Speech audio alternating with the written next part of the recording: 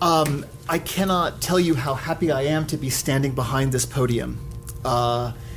This room and this building are the place where I have thought about Jewish thought and philosophy more than any other place, excepting rooms at institutions from which I have degrees. My teachers have ended up here. Other scholars I have met here and spoken with here. And they have become teachers in my head too. And I've met community members here who also take up residence in my head.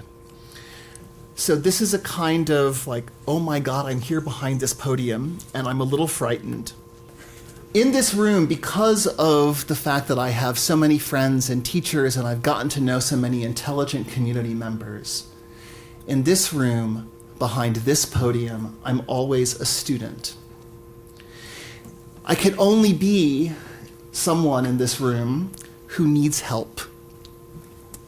And so today, I need help with certain texts that are important in the history of Jewish studies at this institution, namely Emil Fackenheim's God's Presence in History from 1970, and associated writings about what is known as the 614th Commandment, namely the commandment to Jews not to give Hitler posthumous victories by denying their Jewishness, regardless of whether they are religious or secular Jews. I teach God's Presence in History every other year in a course on various genres of response to the Holocaust. And this course is adapted from one that I took as a student from David Novak at the University of Virginia in the early 1990s. And I have difficulty teaching that text. My students appreciate what Fackenheim says about the 614th Commandment, as does their instructor. But they have some trouble coming to endorse the argument that Fackenheim gave for the command. So what I'd like to do in my time is run through what I take that argument to be and engage in some thought experiments about how we might assess it. And I want to stress that these are thought experiments. I am a student here. I am uncertain about what conclusions to make. The overall context for my remarks is a request for help in teaching this text better, in making the argument for the 614th Commandment as persuasive as possible, and helping my students and also myself get clearer about why they agree with it. So I'll spend most of my time dealing with the version of this argument, or with a part of that argument, found in this 1970 book, God's Presence in History. That's not the first version of it that Fackenheim gave. That appeared in an article from 1967 called The 614th Commandment that appeared in the journal Judaism and was reprinted a decade later in the Jewish Return into History. And the rhythm of the argument here, like the later version that I'll get to in a moment, is one in which the 614th Commandment is invoked to explain a response to a crisis. And the crisis is not simply that of the temptation to fall into despair for Jewish existence after the Holocaust, or the temptation to evade that despair by forgetting the Holocaust. Those temptations are real for Fackenheim, but they signal a broader problem that he found in modern Judaism. It seems impossible to live both in the freedom for Jews afforded by the modern age, and at the same time to live in that very modern age's use of modern bureaucratic rationality to attempt to annihilate the Jewish people. And the response to that crisis is a commitment to Jewish survival and a commitment to Jewish unity. And the former response, the commitment to Jewish survival, is described by Fackenheim as a momentous response with the greatest implications. I'm convinced that future historians will understand it not as our present detractors would have it, as a tribal response mechanism of a fossil, but rather as a profound, albeit as yet fragmentary, act of faith, in an age of crisis to which the response might well have been either flight in total disarray or complete despair. Now, in this essay, Fackenheim went on to describe the 614th Commandment as implicit in this response. But how that actually works is unclear in the 1967 essay. I think the brevity of the essay kept Fackenheim from fully explaining why this response, this commitment that he saw, was so important for his argument that there is such a thing as a newly given command to Jews not to give Hitler posthumous victories. In that 67 essay, all we have is a series of assertions. There's a response to a crisis. There's a command spoken to Jews. But the former, all too mysteriously, entails the latter. So this changes by 1970. A hint arrived in a 1968 essay called Jewish Faith in the Holocaust, in which Fackenheim claimed that a commanding voice that speaks from Auschwitz is what accounts for this commitment to Jewish existence when there might have been, and by every rule of human logic should have been, a terrified and demoralized flight from Jewish existence. And we get a more substantial hint of how this argument works over the course of the few pages in the final chapter of God's Presence in History, and especially on one page in particular, which I've made copies of for everyone here. So here's the paper distribution break in today's remarks.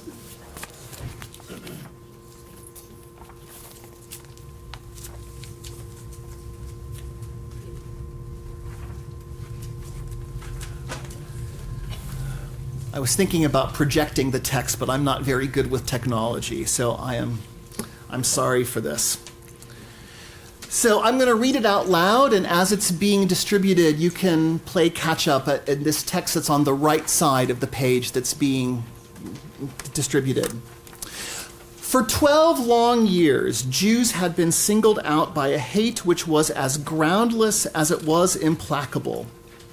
For 12 long years, a power had held sway in the heart of Europe, to which the death of every Jewish man, woman, and child was the one and only unshakable principle.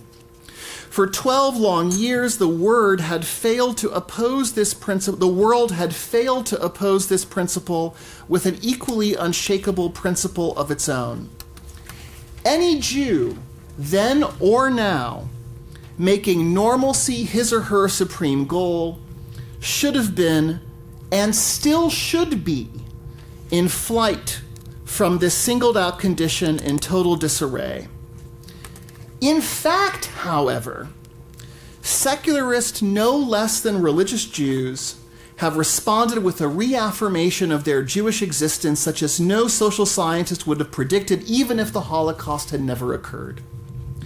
Jewish theology still does not know how to respond to Auschwitz. Jews themselves, rich and poor, learned and ignorant, believer and secularist, have responded in some measure all along.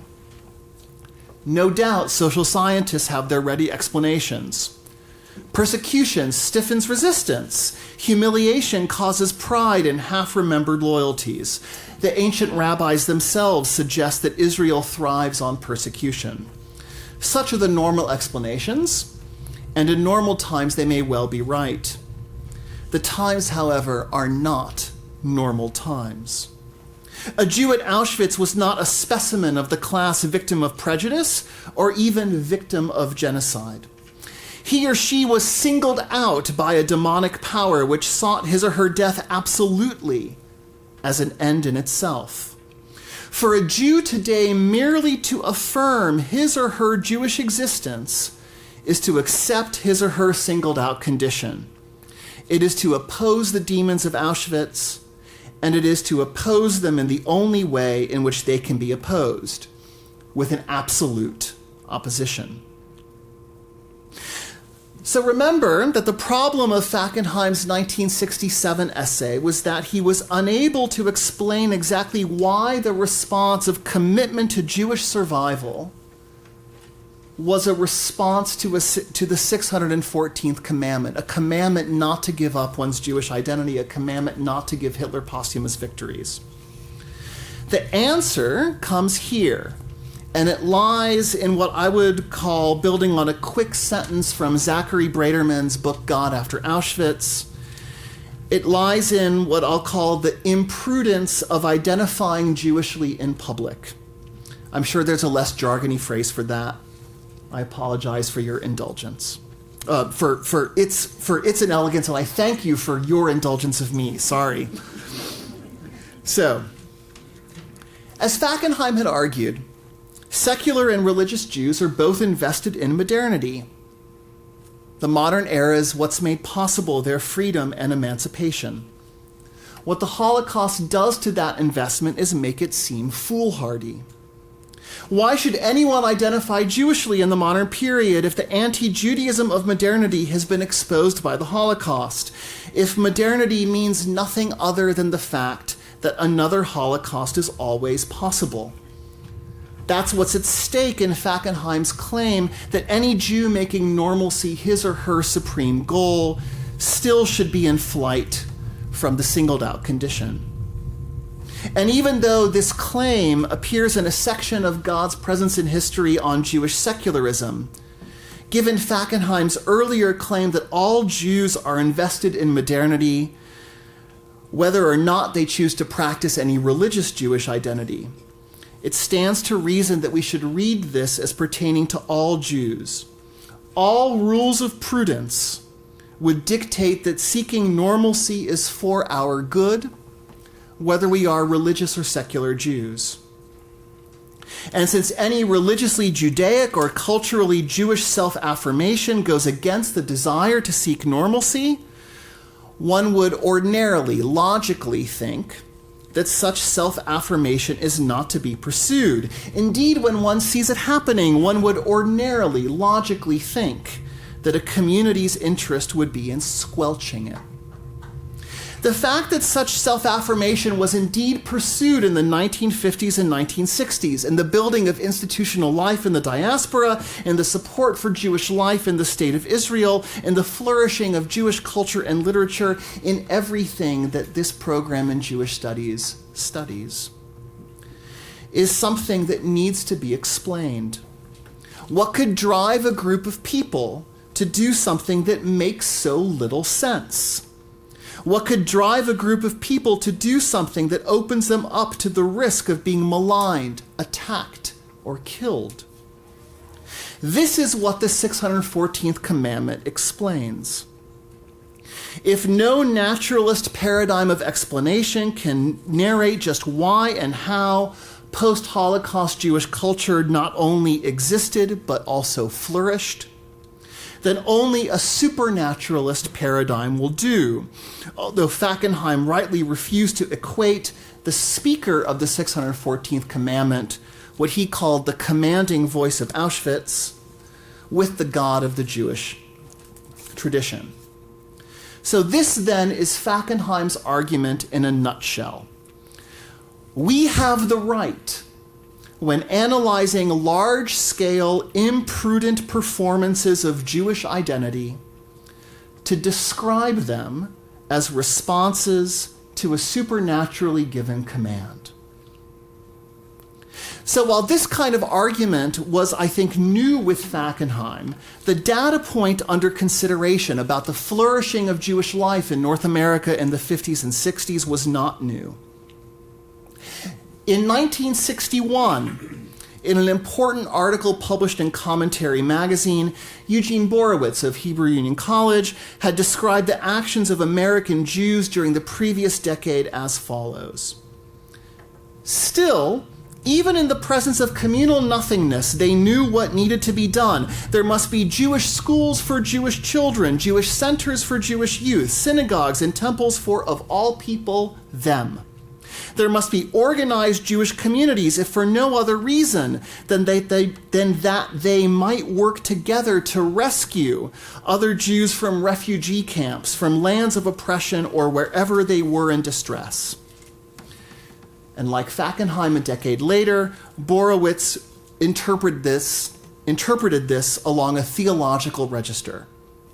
One may condemn much of what American Jews have done in the 1950s as merely the exuberant response of those newly admitted into the suburban middle class. Yet it seems to me that it is not middle-class morality so much as a history of commitment to the concept of mitzvah, which has asserted itself in contemporary American Jewish life. Now, Borowitz, in this 61 essay, was not building a post-Holocaust theology. He only claimed a preference for describing Jewish post-war life along theological lines. Where Fackenheim differed from Borowitz, and what moved Fackenheim away from Borowitz's language of a commitment to mitzvah, to the novelty of the 614th Commandment, was in Fackenheim's emphasis on the unexpected and imprudent nature of post-war Jewish life. This is what made the 614th Commandment something more than a hermeneutical preference. This is what made it the result, or what made it the part of some kind of transcendental deduction proceeding from the clue of post-war Jewish life. A conditioned empirical event, the flourishing of Jewish life in the 50s and 60s, would be impossible without the commanding voice of Auschwitz as its condition. That sort of transcendental structure, I admit I might be overreading, but to me it's implicit in the in fact that comes early in the part of God's presence in history that I read. So it seems to me that the nature of Fackenheim's argument and the evidentiary role that imprudent performances of Jewish identity play in it doesn't have the weight in analyses of Fackenheim that it should. There's a sentence in Braderman's book. Michael Wyshegrod wrote an important review essay about God's presence in history in 1971, but he never analyzed Fackenheim's route to that conclusion. Michael Morgan, Fackenheim's closest student, has made this point in various places, but they're not as extensive as I would like, in part because in Morgan's work there's so much in Fackenheim's thought that requires unpacking. But there's a paragraph in a 1987 collection. There are 2 sentences in an edited volume that Mike did in 2001, and there are a few sentences in his 2013 book on Fackenheim. More ought to be done. And I say this out of my commitment to my students who simply don't get this part of the argument. I introduce Fackenheim's argument with proper emphasis on the sociological element, because to quote Morgan from 1987, the response is such that neither whim nor nostalgia nor some sense of vague loyalty can account for its weight and givenness. So I think I present to my students Fackenheim's argument accurately. To repeat myself, I present it as an argument that we have the right, when analyzing large-scale imprudent performances of Jewish identity, to describe them as responses to a supernaturally given command. And I would add that we have that right even when Jews are not explicitly aware of being commanded. Right? That's what it means when I'm saying that the 614th Commandment is something that Fackenheim deduces. I don't have to be aware of the ground of my action for it to still function as ground. My students are puzzled by this. Sometimes they express that puzzlement in unsophisticated middle schooler form, asking how we can be sure that what Fackenheim takes to be the 614th Commandment isn't actually some kind of satanic temptation. The one time that happened, it was asked by an assimilated Jewish student. So it wasn't an anti-Semitic outburst, it was just Florida. Thank you. I worked hard on that one. But other times they ask more sophisticated questions. How atypical does the response have to be? How much imprudence does it take to justify the deduction of a commanding voice? And are we allowed to say that all imprudent performances of an identity, of any identity, justify the inference that there is some supernatural voice that commands that imprudence? These are questions that I do not answer well, and I just repeat Fackenheim's argument. So here I'm admitting on tape that I'm a horrible teacher. But these questions are worth tackling. And so in the rest of my time, I want to think through and around the question of exactly what is licensed for philosophical theologians by the imprudence of a minority group that publicly affirms itself and places itself at risk, at absolute risk. I'm not making an argument here. I'm going to lay out a question, the best version of some of my students' questions, and then give 3 possible answers, each of which I take to be unsatisfying. So we know that Fackenheim stated as early as the 1967 commentary article, Jewish Faith in the Holocaust, that the Holocaust was unique insofar as Jews were singled out and Jews were paradigmatic for the other kinds of persons who were killed by the Nazis. As Stephen Katz once put it, this is what makes the Holocaust phenomenologically unique, although to say that is not to say that the Holocaust was quantitatively or qualitatively worse than other genocides or acts of mass killing. So when scholars make comparisons between the Holocaust and other atrocities, they usually do so for the sake of highlighting the differences between the events being compared. What hasn't been done is to compare the imprudent performances. So that's my methodological wager, that perhaps we could compare imprudences on the part of minority communities without falling into the intellectual and moral problems that result from comparing atrocities. So, we know from recent history examples of such imprudent public performances.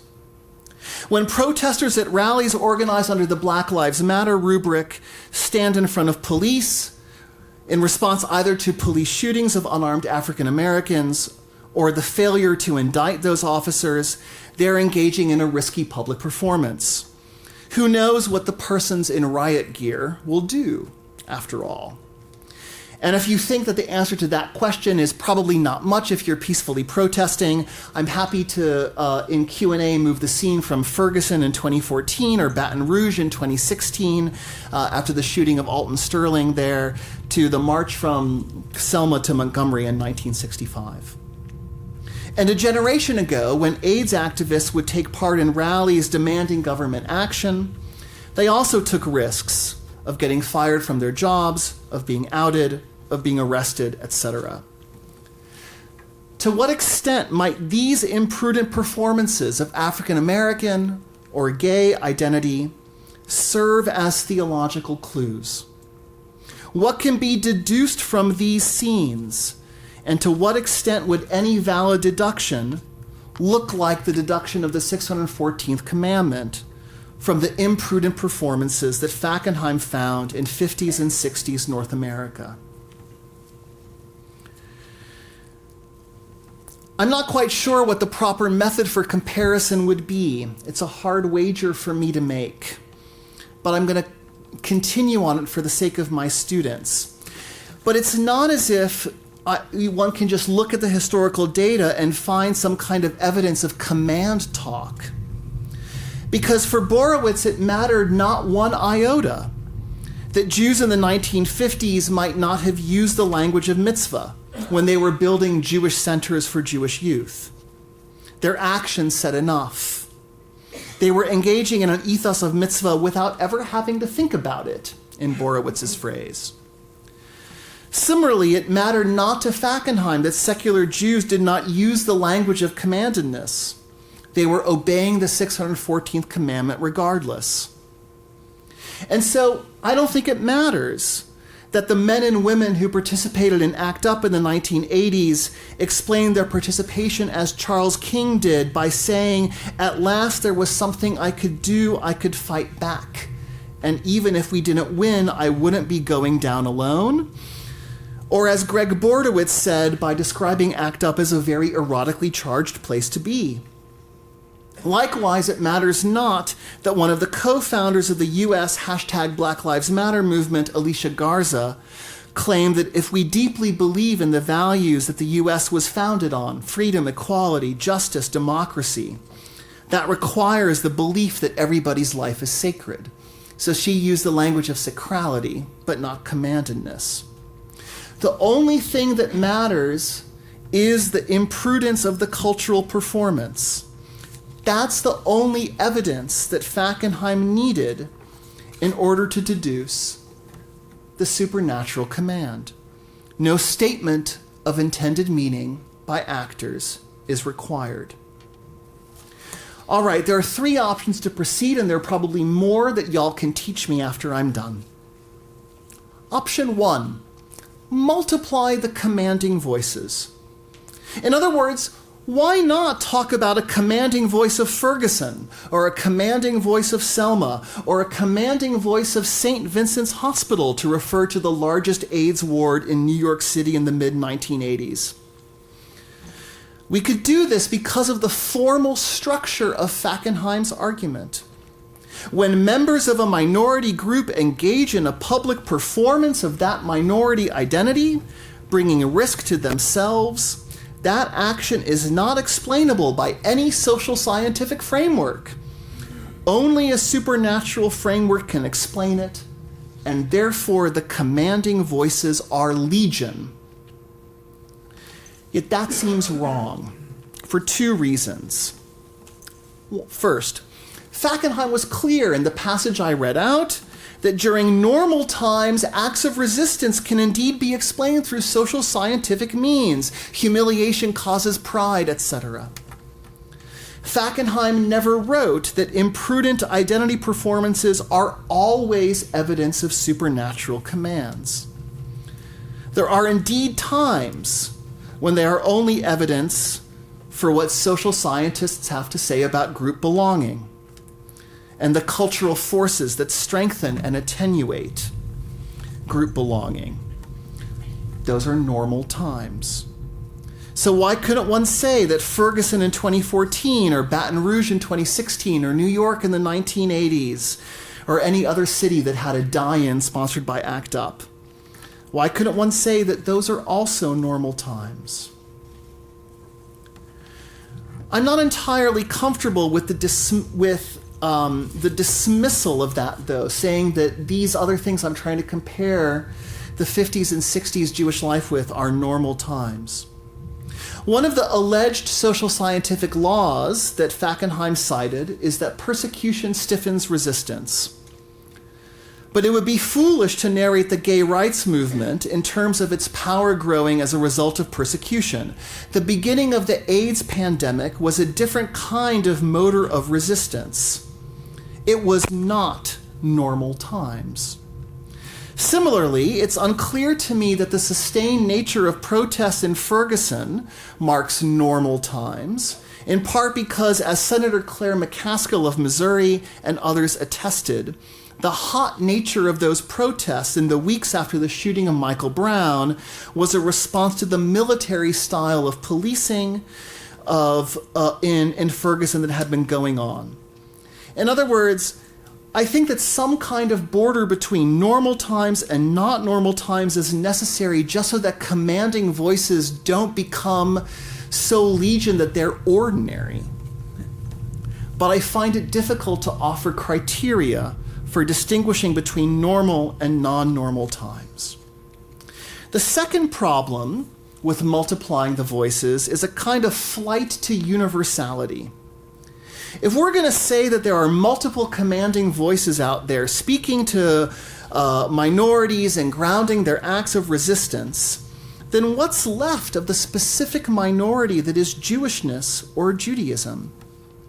One of Fackenheim's points in articulating the commanding voice of Auschwitz is to ensure that secular Jews do not take themselves simply as part of a larger class, as part of humankind in general. The request from non-Jews to universalize the Holocaust is an affront for Fackenheim. And so while invoking a commanding voice of Ferguson or a commanding voice of St. Vincent's Hospital doesn't open up the possibility that the Jews who respond to the 614th Commandment are acting as members of humanity in general, it does open up the possibility that they are acting as members of minorities in general or something like that. But the 614th Commandment singles out Jews as Jews for Fackenheim, and multiplying the commanding voices puts that at risk. Option 2, insist on one and only one commanding voice, the one at Auschwitz, the one about which Fackenheim wrote. So if the former option insisted on the similarity between imprudent public performances, this option insists on their dissimilarity. And it would depend on the very, very brief criterion that Fackenheim indeed formulated for distinguishing between normal and not normal times. So, a reminder of these relevant sentences. The times are not normal times. A Jew at Auschwitz was not a specimen of the class victim of prejudice, or even victim of genocide. He was singled out by a demonic power which sought his death absolutely as an end in itself. So, that could be taken as arguing that when Jews imprudently perform their Jewishness in response to the commanding voice of Auschwitz, they're engaging in a qualitatively different act than those who participated in ACT UP demonstrations or in various Black Lives Matter rallies. If obeying the commanding voice of Auschwitz is an absolute opposition to an absolute hatred, then these other forms of resistance would be relative oppositions to relative hatreds, hatreds that would be grounded on contingent factors. I don't know, the need for more land or more power, when those are taken as real needs and not merely myths propagated by demonic authorities. I have little confidence, however, that that argument could go very far. After all, if ACT UP fought for more scientific resources, for expanded and quicker scientific trials and expanded access to medications, then when those resources did not appear, it made sense for AIDS activists to think that the government and the medical establishment wanted them to die for no contingent reason. In May 1989, Michael Callan gave a speech to the AIDS Drugs Committee at the U.S. Food and Drug Administration after a third study had showed the benefits of aerosolized pentamidine in preventing the contraction of pneumocystis carinii pneumonia, PCP, which was the opportunistic disease that was the cause of death for many persons with AIDS at this time. And in that speech, Callan remarked that 2 years earlier, he and others affiliated with the Community Research Initiative, a network of persons with AIDS and physicians. These people had pleaded with Dr. Anthony Fauci, the AIDS coordinator of the National Institutes of Health, to issue interim guidelines that would allow physicians to use aerosolized pentamidine on patients deemed to be at high risk for contracting PCP. That request was denied because there was insufficient data. And in this moment, when there was insufficient data to justify expanding the protocol and no will to expand the protocol to provide sufficient data, as Callan said, the catch-22 was complete. And he continued, I asked a CDC statistician how many AIDS-related PCP deaths had occurred between the date of our first meeting with Dr. Fauci and February 20th, the last date for which cumulative deaths from PCP were available. The answer, 16,929. I repeat, nearly 17,000 Americans died of a disease they probably shouldn't have gotten in the first place. In other words, thousands of Americans died who didn't have to die. So these deaths were not actively caused in the way that we might think of actively causing others' deaths. They were caused by the passivity of authorities and bureaucrats.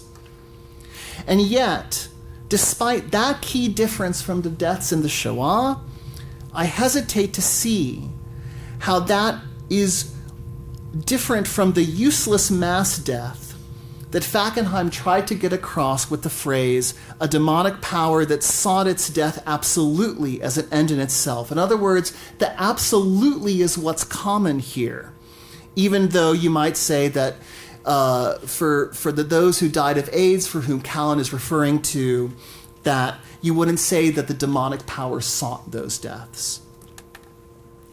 Likewise, I think it would be difficult to argue that the disproportionate force used in the killing of Eric Garner in July 2014 by a lengthy chokehold from New York Police Department officer Daniel Pantaleo in violation of NYPD policy and out of alignment to the suspected crime that led to Garner's arrest, namely trafficking in cigarettes. It's difficult to argue that that disproportionate force is not an expression of force as an end in itself. The very disproportion made it something more than a means to an end, and it's that surplus force that makes it difficult to differentiate that scene from a scene of seeking death absolutely as an end in itself, the scene that Fackenheim described. So this means that if one's going to argue for limiting the number of commanding voices to a single one, the commanding voice of Auschwitz, one's going to have to focus on the historical events to which imprudent performances respond. It's the apparatus of mass death, perhaps, the modernity of the annihilation machine, its many arms, its psychological and chemical efficiency, the multiple ways that it exercised itself in a variety of locales. All of that is at stake here. And that has no parallel to either the AIDS crisis in North America in the 1980s or to the cases of unnecessary police shootings that punctuate the contemporary news cycle. Nevertheless, pursuing that path of thinking means that one will have to turn to some degree away from Fackenheim. For Fackenheim describes the response to the 614th Commandment in vague terms. For example, in the introduction to Quest for Past and Future, faced with the radical threat of extinction, they, the Jews of the 1950s and 60s, were stubbornly defying it. And without delineating the elements of that threat that would distinguish its affective power from the later threats that I've been talking about, without giving an account perhaps of the differing temporalities of the threat, right? The desire to extirpate Jews quickly as opposed to the threat of the AIDS crisis and the Black Lives Matter movement, which are not dealing with perhaps short-term extinction or something like that. Without going into the difficult work of taxonomic classification of the various historical events to which minorities' imprudent cultural performances respond, you can't keep the voices from multiplying. And that is work that Fackenheim has largely avoided, and that's work that has tripped up many scholars who are far smarter than I am. Therefore, option 3. I'm not going to try and defend that now. One could articulate a formal criterion for distinguishing imprudences. So I'm almost out of time, so I'll be quick here. So let's return to that all-important page 81 and the sentence after the one that delineates the criterion of the absolute singling out. For a Jew today, merely to affirm his or her Jewish existence is to accept his or her singled out condition. It is to oppose the demons of Auschwitz, and it is to oppose them in the only way in which they can be opposed, with an absolute opposition. So my almost constant intellectual companion, Randy Rashkover of George Mason University, has suggested to me that this sentence is the beginning of a solution to the problem that I've been wrapping myself up in for several minutes now. If Fackenheim's description of persons who seek others' deaths absolutely is a description of persons who seek others' deaths not as a means to some other end, but as an end in itself, then the opposition to the demons of Auschwitz must also not be a means to an end. Opposition to the demons of Auschwitz is the simple performance of identity for no other purpose over and above the fact that this identity is given over to me or us as mine or ours. As I take her point, such opposition would have to be articulated along the lines of Fackenheim's own debt to the German idealist tradition, as some kind of free self-assertion independent of any empirical stimulus or ground. That's what it would take to talk about absolute opposition. And one cannot describe the resistance movement of AIDS activists in the 80s or hashtag Black Lives Matter along those lines. Those movements are means to an end. They're petitionary. Black Lives Matter activists seek a different kind of policing and an end to racial profiling. AIDS activists in the 1980s sought federal funding for scientific research, as well as increased compassion for those dying of AIDS. The kind of opposition implicit in those performances of being gay or being African American is therefore relative, not absolute. Rashkover's point is brilliant, and no one who has read or heard her would expect anything less. But it raises a series of questions that I know how to ask to her, but do not know how to answer. In reading this sentence in God's presence in history so carefully, have we left behind the details of the empirical resistance to which Fackenheim was trying to give philosophical, theological meaning? After all, wouldn't one have to say that the reaffirmation of Jewish existence that Fackenheim described goes much further than free self-assertion in accordance with some sense of absolute that reminds one of Kant's account of transcendental freedom? Doesn't it entail all those things that Borowitz had pointed out in 1961? Jewish schools, youth centers, synagogues, work on behalf of the State of Israel, etc. What's the relation between the kind of absolute opposition that Fackenheim described here and these other kinds of acts? Indeed, is it even possible to detach absolute self-expression from the concrete relative acts in which self-expression would take cultural form? Isn't any and all self-expression for some end? That being said, Rashkover's suggestion is worth pursuing. It's the best way I know how to defend Fackenheim's argument for the 614th Commandment.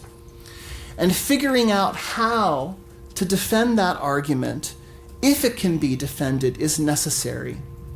I mentioned earlier that Michael Wishograd wrote a review essay of God's Presence in History in 1971. And there he surmised that post-Holocaust philosophical theology is never philosophical theology. It bears too many marks of psychology. Quote, "It's true that, said Michael, that the Holocaust is our catastrophe, and one's entitled to mourn more intensely for the death of a relative than for that of another." Now, the interest of my non-Jewish students in Holocaust-related matters shows that Wishograd told a lie about the borders of the hour in that sentence. But if scholars of Jewish philosophy and theology cannot defend what is the most widely known and famous argument in 20th century Jewish philosophy, then the risk is that Michael Wishograd was right when he claimed that there was no philosophy here. And so again, I need help. Thank you all for your time and attention.